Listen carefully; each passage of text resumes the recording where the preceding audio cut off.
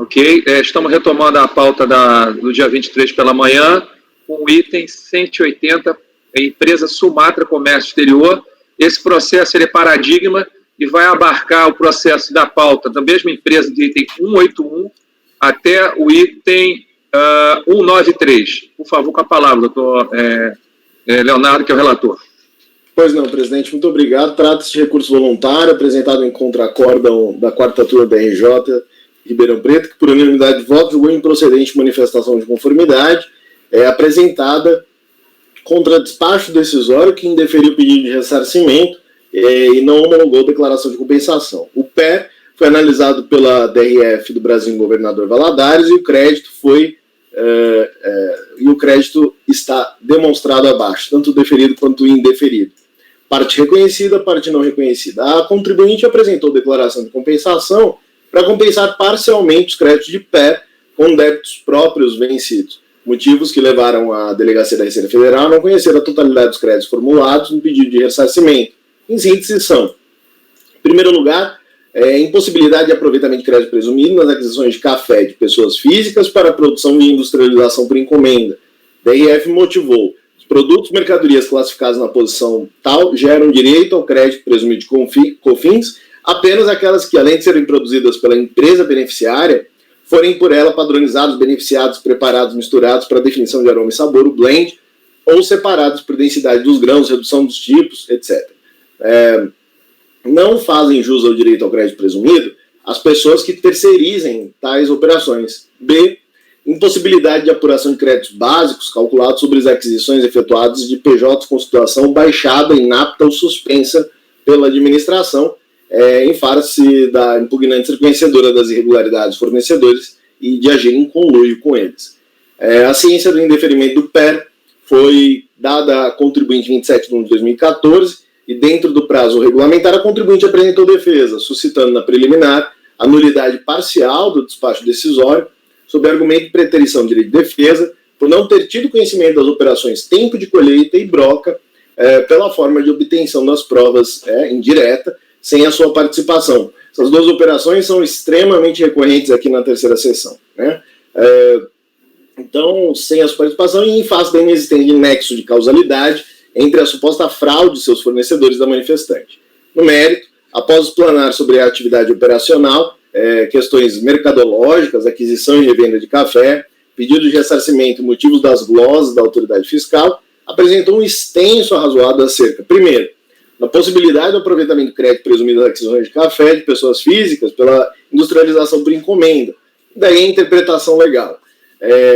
O princípio da não cumulatividade, instituto de produção por encomenda, entre outros. Segundo lugar, do direito ao crédito fiscal integral nas aquisições de pessoas físicas inaptas, baixadas, suspensas, ofensa ao princípio da legalidade, pressupostos de boa-fé, etc., precedentes judiciais e administrativos. Terceiro lugar, prevalência da opção do contribuinte, o artigo 6º, parágrafo 1º da Lei 10.833, e quarto, incidência da taxa Selic.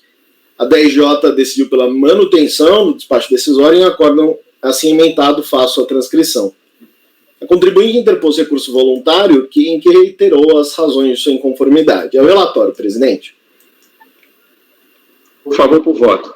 Então, o recurso é voluntário tempestivo, preenche requisitos formais de utilidade, portanto, dele conheço. A recorrente alega que não participou das investigações da Polícia Federal, conhecidas como broca e tempo de colheita, de modo que não teve seus direitos à ciência, manifestação e participação resguardados. Concluiu, por isso, que as provas teriam sido constituídas à revelia de sua participação. A alegação genérica sobre vícios processuais que eventualmente maculariam esse processo não podem resguardar a recorrente. É seu o ônus da prova dos fatos que alega, uma vez que se trata de fatos impeditivos, modificativos e extintivos do direito da fiscalização. Ainda quanto à aventada nulidade, cabe relembrar que o procedimento fiscal é inquisitório, aos particulares cabe colaborar com a autoridade administrativa, pois nessa fase não se formou ainda a relação jurídico-processual e os particulares não atuam como parte. Antes da apresentação da impugnação, não há litígio, coerentemente com essa interpretação, o artigo 14 do Decreto 70235, assim afasta o argumento preliminar sobre ofensa ao contraditório e ampla defesa. Em relação aos créditos presumidos, no final da página 5, decorrentes de aquisições de café de pessoas físicas, é fato incontroverso nos autos que a recorrente adquiria insumos para produção e industrialização por encomenda. Em caso análogo, essa turma já se posicionou pela interpretação restritiva de dispositivo concessor de crédito presumido, não o aplicando em caso de industrialização por encomenda. Interpretação literal, temos como voto condutor do conselheiro Carlos Henrique Pantaroli.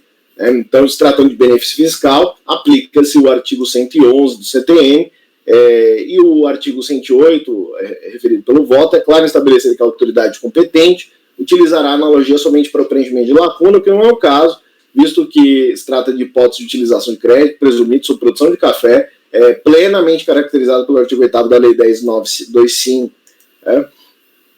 e faço a transcrição do arrazoado. Também, volto ao meu voto no parágrafo 10º, não há que se falar em violação a não cumulatividades, porque a Constituição não assegura a não cumulatividade restrita ou ilimitada. Sequer diz que a lei fixará casos de cumulatividade, sendo contrário senso os demais casos de não cumulatividade. Então, o texto também permite a lei definir exatamente os setores para os quais operará a não cumulatividade e também não dispõe que tais setores a não cumulatividade será irrestrita ou ilimitada. É uma grande dificuldade de falar de princípio de não cumulatividade, sobretudo para PIS e COFINS. Então, de outro lado, em relação ao crédito corrente e aquisições de PJs posteriormente declaradas inaptas, baixadas, entendo assistir razão ao recorrente.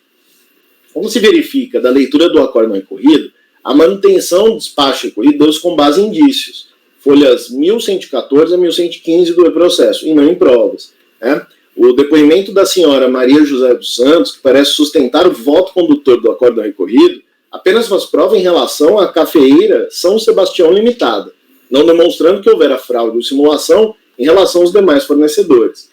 A existência de uma fraude nacional no setor de atividade da recorrente não pode, per se, levar à conclusão de que esta sabia ou tomou parte do esquema fraudulento, cabendo ao fisco indicar a sua efetiva participação. O próprio despacho decisório faz essa ligação entre o caso concreto e o esquema setorial sem quaisquer elementos de provas, tirando daí outras consequências jurídicas. Eu faço a transcrição, aspas, em que pese a aparente correção das aquisições do contribuinte, respaldados por notas fiscais, comprovantes de pagamento de fornecedores, lançamentos contábeis correlatos, a atividade de compra, benefício e comercialização do café é nacionalmente conhecida pelas fraudes perpetradas entre fornecedores e compradores, com o fito de camuflarem aquisições feitas de pessoas físicas como se fossem de pessoas jurídicas, já que sobre as aquisições jurídicas os créditos PIS e COFINS são bem superiores. O conhecimento nacional dessas fraudes no meio cafeeiro veio por meio das operações tempo de colheita e broca, amplamente divulgado na mídia, conforme exemplo, ele traz uma notícia de revista. Dessa forma, a regularidade cadastral, bem como a regularidade dos recolhimentos tributários dos fornecedores, além dos comprovantes de aquisições e pagamentos, são requisitos necessários a legitimarem créditos básicos apurados. Deve-se destacar que nessas situações em que não são permitidos créditos básicos por aquisição junto a pessoas jurídicas regulares, não se está negando a efetividade de aquisições de café ou que os pagamentos correlatos tiveram outra finalidade, mas sim que as aquisições foram efetuadas de pessoas físicas, sendo contribuinte sabedor desta situação. Então, volto ao meu voto. Nesse sentido, a decisão do conselheiro Rosaldo Trevisan, proferida no acórdão tal, acórdão 3401003099, bem como do conselheiro Oswaldo Gonçalves de Castro Neto, no acórdão 3401007019, assim emendado, faço a transcrição. A tabela confeccionada pela fiscalização demonstra que a maior parte das empresas questionadas tiveram sua inaptidão declarada com efeitos retroativos em momento posterior ao período de apuração e litígio. Faço a transcrição da tabela, que é o quadro resumo da situação cadastral dos fornecedores. Ausente prova quanto à vinculação da recorrente ao esquema fraudulento, deve ser revertida a glosa. Por fim, quanto ao pedido da atualização pela Selic, aplica-se súmula CARF 154. Disposto, presidente, voto para conhecer e, no mérito, dar parcial provimento ao recurso voluntário, mantendo a glosa em relação à cafeeira São Sebastião e aos créditos e ao crédito presumido referente às aquisições de pessoas físicas. Como voto, presidente. Perdão, alguém gostaria de fazer uma colocação? Doutora Fernanda, a palavra. Na verdade, eu só queria fazer a colocação de que um dos meus processos que foi tirado de pauta, que é o da Icatu, é exatamente igual. Ficou muito bom, Léo. Já tem aí uma inspiração. Ok. Meu voto Horas, está pronto, horas. mas já vou citar Horas. o voto do Léo se eles forem Claro. Então, perfeito. Alguma colocação? E eu me Doutor Lázaro, espero do Oswaldo. em ordem, doutor Lázaro e depois doutor Ronaldo com a palavra. Primeiro doutor Lázaro, depois Ronaldo, por favor. Leonardo, você faz uma citação, provavelmente foi parcial, né? Você manteve a glosa em relação à cafeeira São Sebastião e alguns créditos que tem créditos foram comprovadamente de pessoa física, é isso? A nota fiscal de pessoa física. Aí tem uma outra acusação do fisco que é referente à tomada de crédito presumido sobre notas fiscais de empresas que foram declaradas inaptas, com CNPJ inapto, é isso?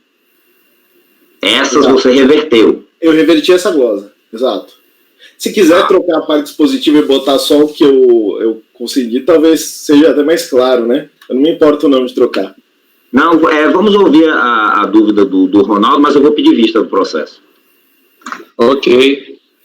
Só, se eu puder... bom, deixa o Ronaldo falar primeiro. Essa questão do café é uma questão bem antiga, né? Para mim, quer dizer, aqui no CAF, acredito também, porque eu estava na DRJ ainda trabalhando só com PIS e COFINS, já tem mais de 10 anos isso. Eu fiz os primeiros processos lá. Depois eu fui para trabalhar com IRPJ e nunca mais peguei nessa questão. Mas, pelo que eu me lembro, e pelo visto está aqui também, esses fornecedores, eles eram considerados empresas de fachadas e eram declaradas inaptas, basicamente por inexistência de fato. Às vezes, no processo, vinha até fotos do endereço dado no cadastro da Receita Federal e lá naquele endereço não tinha absolutamente nada. Às vezes, essas empresas que forneciam, eram atacadistas de café, né? Eram atacadistas de café. Elas tinham apenas um escritório, não tinha armazém, não tinha depósito. Então, essa declaração de inaptidão, eu acho complicado, delicado a gente desconsiderar isso para o efeito em que ela se presta. Justamente, talvez a fiscalização aqui tenha se utilizado essa inaptidão para declarar inidôneos os documentos que embasavam aquela compra e venda. Então, mas de qualquer maneira, como o doutor Lázaro já pediu vista, eu também vou aproveitar nesse intervalo e examinar um pouco melhor esse caso específico. Te agradeço, viu, Ronaldo? Me ajuda aí nessas vistas. Ok. Presidente, se eu puder só... Para a gente prosseguir, por favor. Doutora, doutora, por favor, doutor Fernando. Leonardo, me corrige se o seu caso não for exatamente igual ao meu. Mas o que deu para notar é que eles pegaram um TVF basicamente padrão e a maior parte do TVF, ele fala das operações, do que foi trazido, e aí no final eles fazem pequenos argumentos que colocam aí, de fato, o autuado dentro do esquema. E o que acontece é que a maior parte, são empresas, de fato, que muitas vezes até têm relação com o autuado. Só que ele não consegue provar, para desconstituir a validade da nota fiscal, porque houve compra, não foi simulação. O que acontece é que foi de um laranja. E aí, como houve a compra via laranja, você tem que comprovar que a empresa se envolveu no esquema e que ela tinha conhecimento do que ela estava fazendo. Do contrário, é terceiro de boa-fé e ela faz jus aos créditos.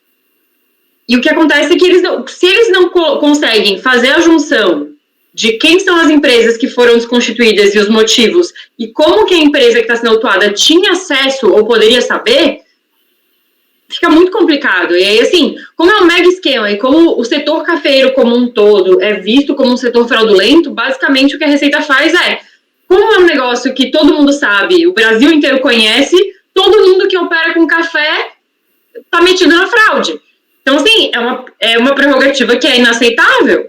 No meu caso também, ele comprovou que tinha o escritório de um dos noteiros que ficava a 2 quadras, entendeu? Ali sim, mas o resto não. Então, acho que tem que tomar cuidado. Da vista. Pessoal, tem a vista, vocês me desculpem, o tema eu adoro o café, inclusive nem sabia, eu fiquei até curioso, também vou ler o processo só para... Mas vamos avançar com a pauta para a gente poder chegar, né? Agradeço a palavra de todos, o conhecimento, colabora sempre, é uma coisa fenomenal, mas vamos avançar. Eu tenho agora a pauta, então, o processo foi retirado de vistas a pedido do conselheiro Lázaro. Sendo assim, vamos aqui. A pauta prossegue, a pauta ainda atrasada. Temos que avançar, Sumatra já foi. Leonardo, Companhia a Ipiranga já foi. Agora estou na dúvida, doutor Leonardo. A Companhia Ipiranga foi pela manhã, não foi? Foi.